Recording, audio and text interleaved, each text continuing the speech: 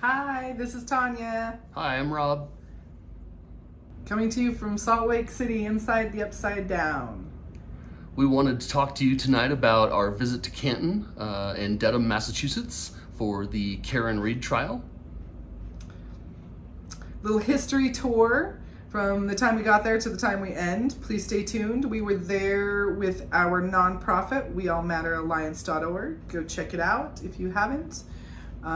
It was founded based off of a similar situation that Karen is facing and Sandra Birchmore. If you don't know anything about those cases, please go and check them out. So I was searching out my own information for my own case, my own experience that happened here in Utah, and I stumbled across the Karen Read trial. Thanks Turtle Boy for that, Aiden Carney. He is reaching people across the world. Thank the gods for him. Anyway, I dove into it and realized that she was facing very similar to what I was facing, however I wasn't tried. If you want to hear more about that, we will be posting videos. Also, there's a short segment on Justice Served that Mike did while we were in Dedham in front of the courthouse about my experience. If you want to hear more about that, I will leave a link in the description for you and in the comments. And a quick thank you to Michael and Linda at Justice Served TV for all the energy they put in. Thank you very much. Yes, Linda, thank you for your uncle or your brother. I think it was her brother. Brother, Yes. thank you.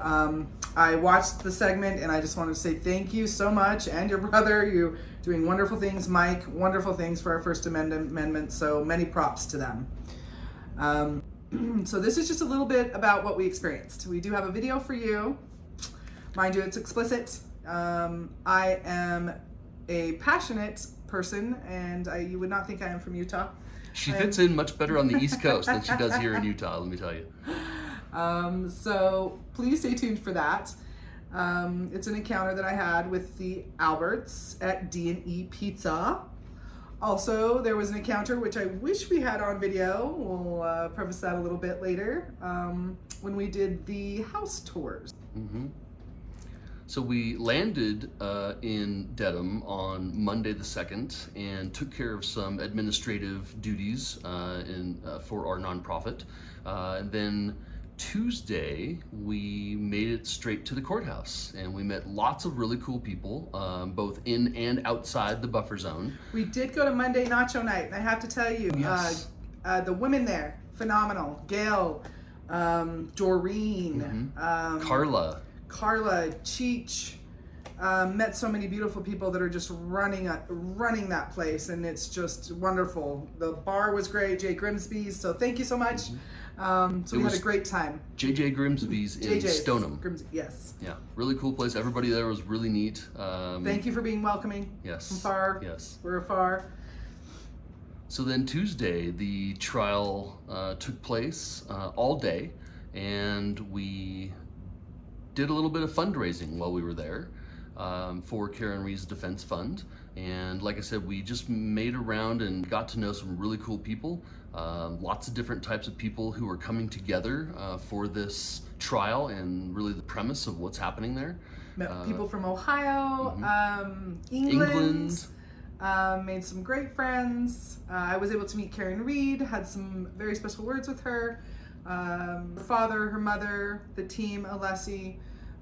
It was really wonderful. Dr. Russell was able to meet. So it was a very good experience. It meant a lot to me personally to see another person going through things and seeing the town come together as a whole. Amazing people there. They have been doing this for 3 years.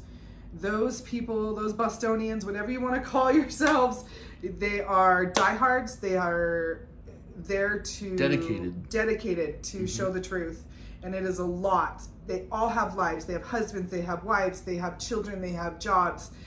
We met a woman that drives 2 hours every morning to come before she goes back 2 hours to work for the whole day just to see Karen Read in the morning and be there as a body. So many props to all of you for supporting her like you do. And we were able to raise some funds, which we will match. We're waiting for the funds to come in, but it looks like we're at about $250, and we'll match, our nonprofit will match that, so it will be a $500 donation. We will post a video about that when that is ready and the donation is ready. We are almost there. So Wednesday, as you know, or maybe not, court was called half day. So we ended our fundraising a little early that day because everyone skedaddled away from the courthouse to go back to their lives. And we decided to head into Canton to do a history tour in Canton. And so prior to that, Tuesday night, we ended up going to the houses. We drove by Proctor's and we drove by the McCabes. We had gone by One Meadows and 34 Fairview just to see how the distances were from like Jen McCabe's to 34. Got quite a different experience than when you see it on TV. Like they all say that the Albert's house is not very far from the, like their window is not very far from the road. And it is true. The photos make it look much like almost 3 times the size. Yeah, the yard isn't really as big. And so our last house was Jen McCabe's. And 34 Fairview. I mean, Fairview is a really curvy road. Yeah. And you don't get that. It looks like from the description that it's all very straight, and but it's actually curved. Yeah. Which is interesting. Yeah. So seeing it firsthand really pays off. Yeah, it changes your perspective greatly, I think. But Jen McCabe's was, I think, our last house, and we drove by it, and we took video, but I was very mindful. We didn't yell, we didn't honk, nothing of that nature. We just want a little video, and we'll be posting some of those later in shorts, and you'll see how quiet I am. I'm even whispering as we drive by, but we ended up losing connection, and we had a hard time with 4 phones there in Dedham and in Canton.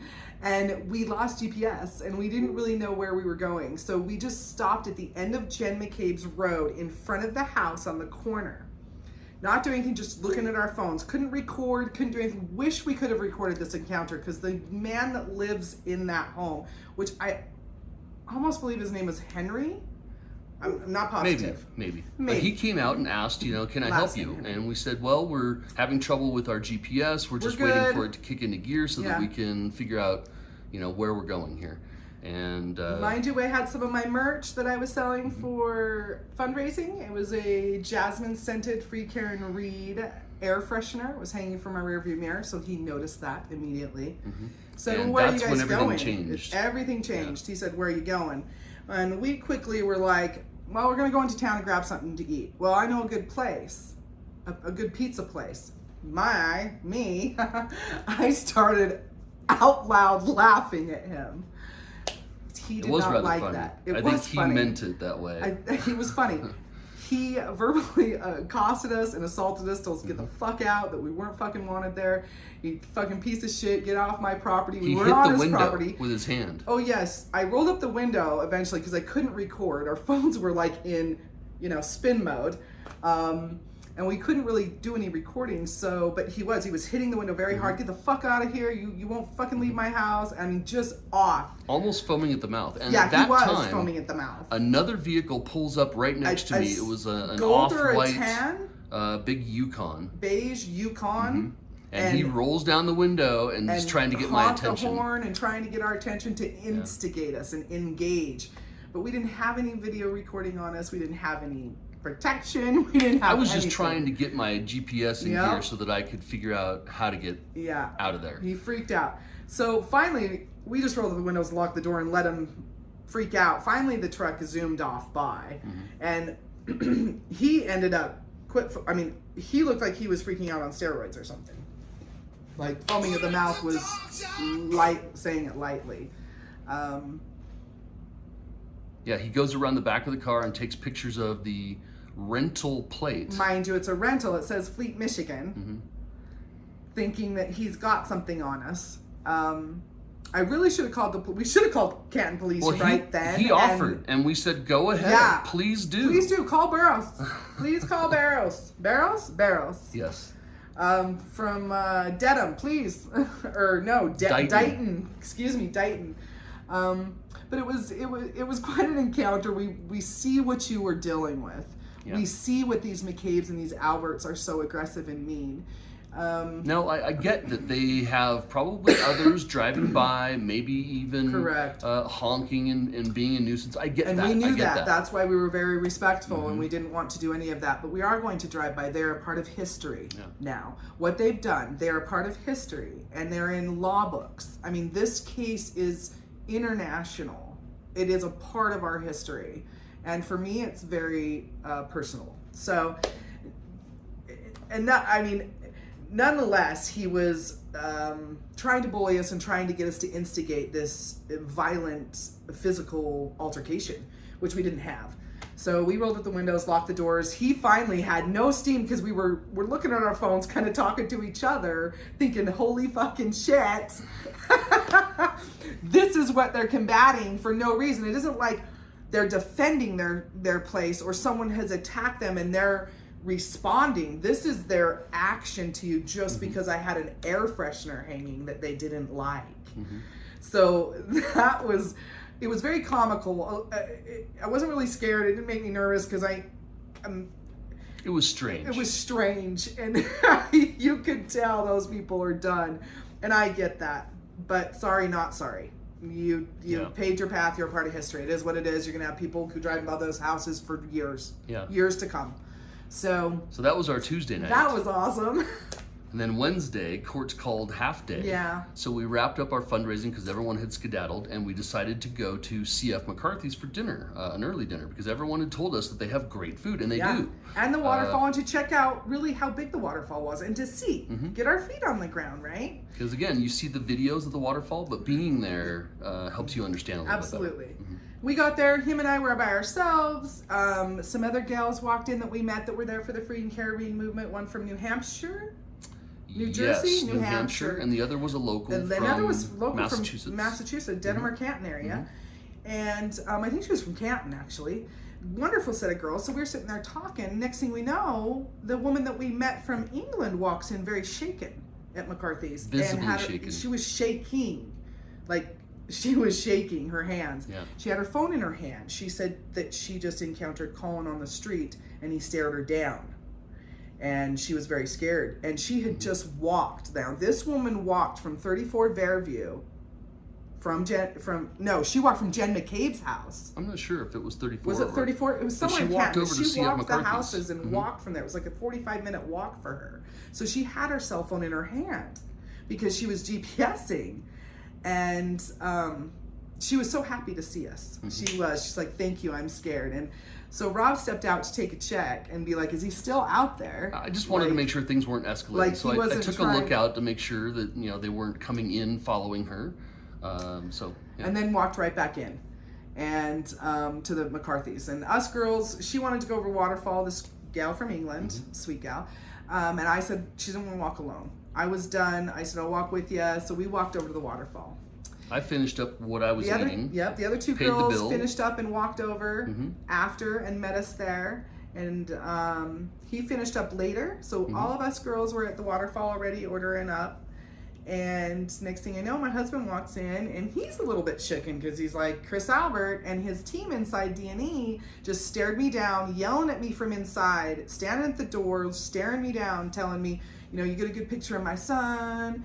There were at least 3 of them in there, possibly more in the back. Just and I was by myself. him. So like just yelling and yelling at me, talking, smack, staring me down like they wanted to fight. Yeah. So I de-escalated and started to ask. They're like, you get a big picture of my phone. Of course, he had his phone in his hand, but it was face downward, which they posted a picture. Kate Peter, Masshole Mafia. We're not on X, Twitter, whatever. But boy, she's got another thing coming, that girl. But she ended up getting a photo from D&E Pizza from Chris Albert himself, I assume, and posted it and said, I believe, I've heard the cops are looking to question this creep. Anybody know who he is? And we got wind of that. And I called all the officers, and I talked to Canton PD officer, and I told him he better call Chris himself and stop because he's teetered on the line of slander and defamation due to what he's trying to say. We were wanted by police. So that's a whole other story, but he, between Masshole Mafia and people got wind, oh my God, you know, he's on camera. Chris sent a shot to Kate Peters to post.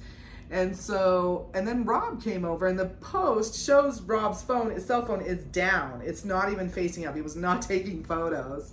So by the time he got to Waterfall. Yeah. So I tell them all the story about that, and we decide when we're walking back over to where our car is parked, leaving the Waterfall.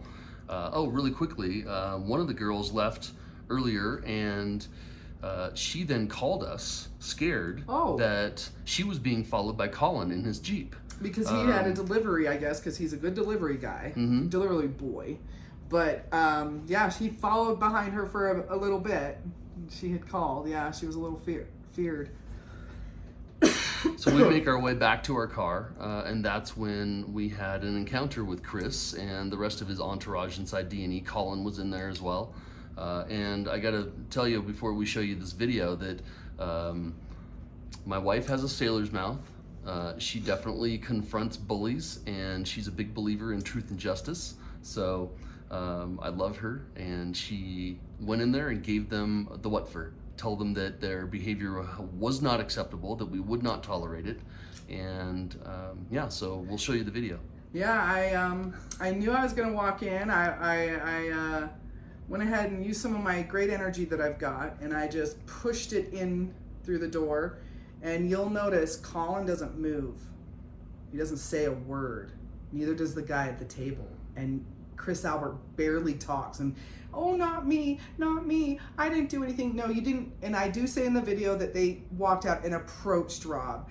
What happened is they walked out and really approached, right? Colin was approaching the England gal, but they were inside accosting and verbally assaulting him. When I walked over to the window, they were all staring me down, glaring. We've seen all the videos, like with Turtle Boy posts, like they're there, they're ready to fight. Come on, let's go. And so I just wasn't having it, and I thought, this is what this town is dealing with. Let's just give them a little bit of my energy in the what for. So that's what I did. All right. So and it's explicit, please. Yes. It is explicit. Children, no. I mean, if you don't care about children listening to the swear words, that's fine. I do say a few things. There is a moment where I want to call him some names, and I hold back, and I do say he probably did something, and hopefully we don't get doxxed for that, but you'll see. So here we go. All right. So this is the video. Please, explicit. There is foul language. You'll notice that there is sirens in the background because there was a cop standing across the street from D&E in the parking lot, across from, it's right here on the left side. If we slowed it down, you might be able to see him. But this is where we approach D&E. And again, please, if there's children,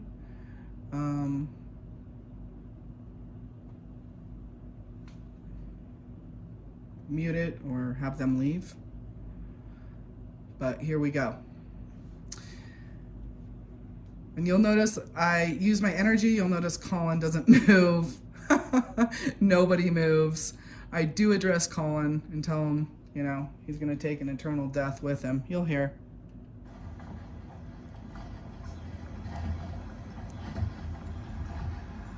This is my SecMet coming out. Don't ever aggressively assault my husband again, or you'll heal from fucking Utah, okay? Yeah. Don't ever fucking. I know who you are, and you too, motherfucker. No, don't ever do that again. You approached him and started aggressing him on the fucking road as he was walking by, dude. I did. Yeah. Way to go. Show us the proof. We're from Utah. We're not from here, and you fucking came out and searched and you did a good picture of my son. I never left. Are you fucking kidding me? No, you're all sick. Okay. You're all sick, and you're fucking gonna die and take your eternal death with you. Yeah, you are. Go ahead. Snap a turtle or something? You want to fucking hit a woman? Okay, I'm gonna pause it because right there, I was walking away, and that is when Chris Albert was going to take a step outside with his chest puffed at my husband. That's why I put my body between him and my husband. And immediately when I turned around and put my body between the two, he backed up and shut and locked that door. You fucking piece of shit, and your mom has no divinity. You guys are fucked. Proved everything right. Walked by your house, walked by, and you came out and aggressed us and assaulted us. We're not even from here. And that is where I meant they didn't come out, that technically. Fucking punk. They were doing it from inside. And Colin, we know you're a fucking probably raped someone. Yeah, there it is. Yeah, close your windows. You're fucking sick. That's why everyone's scared of you around this town. Not anymore. So in about a second, you're gonna hear him shout, and it is Chris Albert in the background. He unlocked the door, opened it, stuck his head out and said, you know, I got a direct line to Canton PD, right? And you'll hear my response. Go ahead, motherfucker. I dare you. I'm from politics too. My grandfather was in politics too. Fucking go ahead. I'll bring Utah to your fucking door. Yeah, direct line my ass. So do I. So we do walk to the car, and we get in, and we see Colin Albert step out with his bag to deliver, and he stopped in his track and sees us in the car and was shocked and had a little bit of fear. He's like, whoa. I think he thought we had left, and we hadn't. So he ended up getting in the car, and Robert made a very funny comment and said, don't be turning around and following us now, Colin. So that's it. It was, that's it. That's the encounter. So thanks for watching the video. I hope it was entertaining and informative. One thing that I wanted to add in was a commentary about when I walked over to the window after Chris started to come out but then decided to close and lock the door.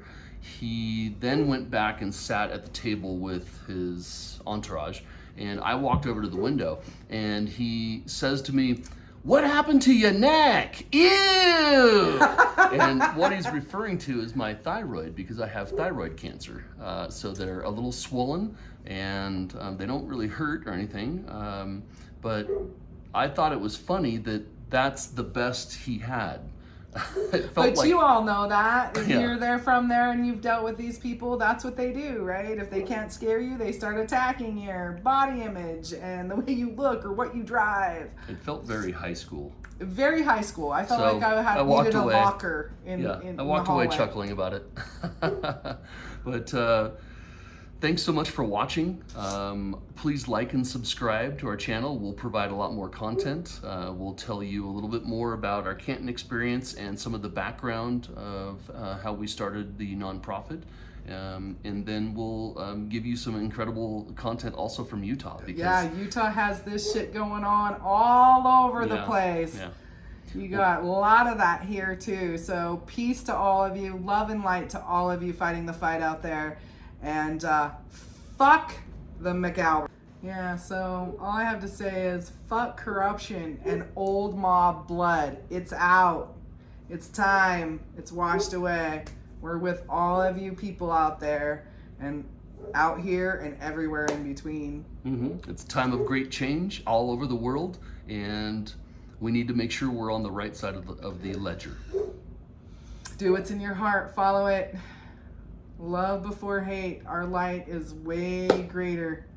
Just keep trucking, keep shining. Thanks. We love you. We love you.